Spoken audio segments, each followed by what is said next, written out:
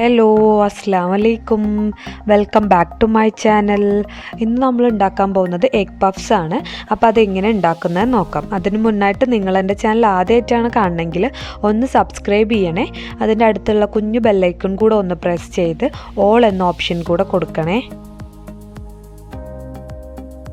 ആദ്യം നമുക്ക് മാവ് കുഴച്ചെടുക്കാം. അതിന് വേണ്ടിയിട്ട് ഞാനിവിടെ 1.5 കപ്പ് മൈദ എടുത്തിട്ടുണ്ട്. ആവശ്യത്തിന് ഉപ്പ് ചേർത്ത് കൊടുക്കാം. അതിലോട്ട് 1.5 ടേബിൾ സ്പൂൺ നെയ്യ് ചേർത്ത് കൊടുക്കാം, അല്ലെങ്കിൽ നമുക്ക് ബട്ടറും യൂസ് ചെയ്യാം.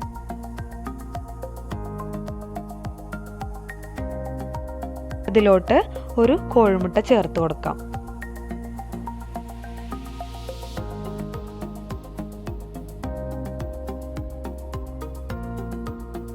എല്ലാം കൂടെ നന്നായി ഒന്ന് മിക്സ് ചെയ്തതിന് ശേഷം ആവശ്യത്തിന് വെള്ളം ചേർത്ത് നന്നായി ഒന്ന് കുഴച്ചെടുക്കാം. ഇപ്പോൾ നമ്മുടെ മാവ് റെഡി ആയിട്ടുണ്ട്. നല്ല സോഫ്റ്റ് ആയിട്ടാണ് മാവ് കുഴച്ചെടുത്തിട്ടുള്ളത്. ഇനി നമുക്കിതൊരു 15 മിനിറ്റ് റെസ്റ്റ് ചെയ്യാൻ വേണ്ടി വെക്കാം. ഈ സമയം കൊണ്ട് നമുക്ക് ഫില്ലിങ്സ് തയ്യാറാക്കാം.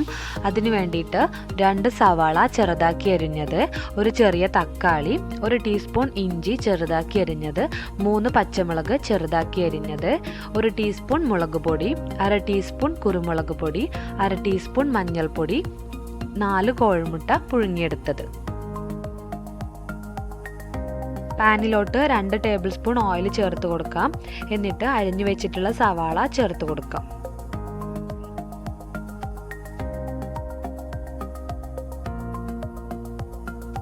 ആവശ്യത്തിന് ഉപ്പ് ചേർത്ത് ഒന്ന് വഴറ്റിയെടുക്കാം.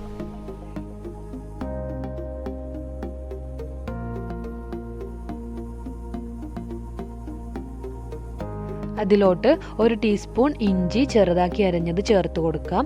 പച്ചമുളക് 3 എണ്ണം ചെറുതാക്കി അരിഞ്ഞത് കൂടെ ചേർത്ത് കൊടുക്കാം.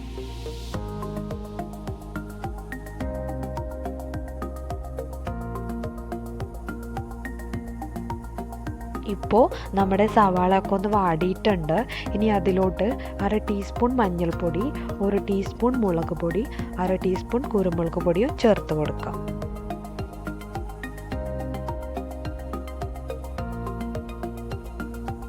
പൊടികളുടെ പച്ചമണം പോകുന്നത് വരെ നന്നായി ഒന്ന് വഴറ്റി കൊടുക്കാം.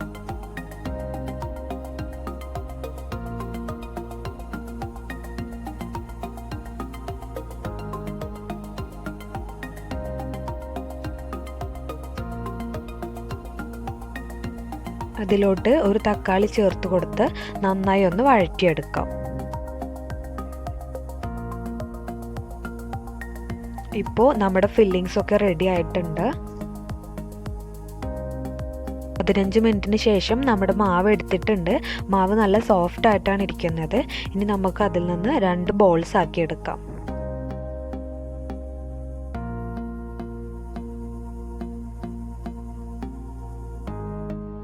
ഇനി നമുക്ക് മാവ് നന്നായി ഒന്ന് പരത്തിയെടുക്കാം.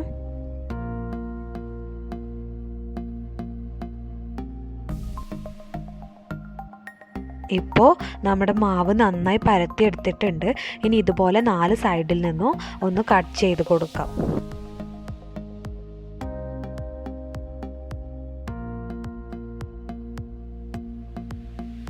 ഇതുപോലെ 4 ഷീറ്റാക്കി കട്ട് ചെയ്യാം.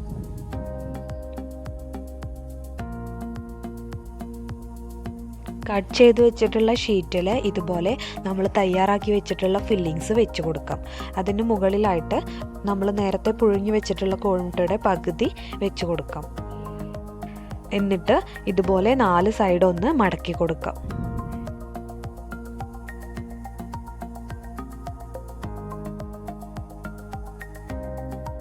അപ്പോൾ നമ്മുടെ പഫ്സൊക്കെ റെഡി ആയിട്ടുണ്ട്.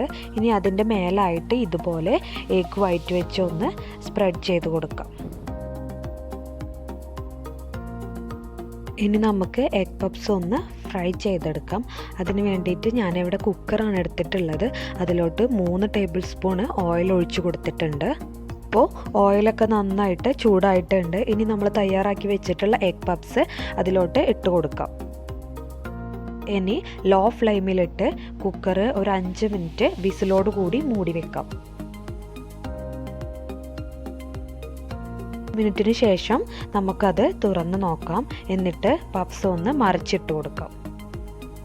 ഇപ്പോൾ പപ്സ് ഒരു സൈഡ് മറിച്ചിട്ട് കൊടുത്തിട്ടുണ്ട്. ആ സൈഡ് നന്നായിട്ട് ഫ്രൈ ആയിട്ടുണ്ട്. ഇനി നമുക്ക് മറ്റേ സൈഡ് കൂടെ ഇതുപോലെ തന്നെ 5 മിനിറ്റ് കുക്കർ അടച്ചു വെച്ച് ഫ്രൈ ചെയ്തെടുക്കാം. ഇപ്പോൾ പപ്സിൻ്റെ 2 സൈഡും ഫ്രൈ ആയിട്ടുണ്ട്.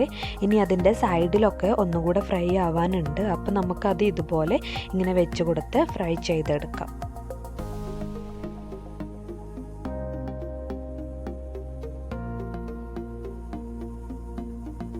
ഇപ്പോൾ നമ്മുടെ എഗ് പഫ്സ് നന്നായിട്ട് ഫ്രൈ ആയിട്ടുണ്ട്. ഇനി നമുക്കത് കുക്കറിൽ നിന്ന് എടുക്കാം.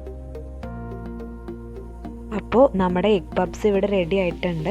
നല്ല സിമ്പിളായിട്ട് ചെയ്യാൻ പറ്റുന്നതാണ്. അപ്പോൾ എല്ലാവരും ഒന്ന് ട്രൈ ചെയ്ത് നോക്കുക. വീഡിയോ ഇഷ്ടമായെങ്കിൽ ലൈക്കും ഷെയറും കമൻറ്റും സബ്സ്ക്രൈബും ഒക്കെ ഒന്ന് ചെയ്യണേ.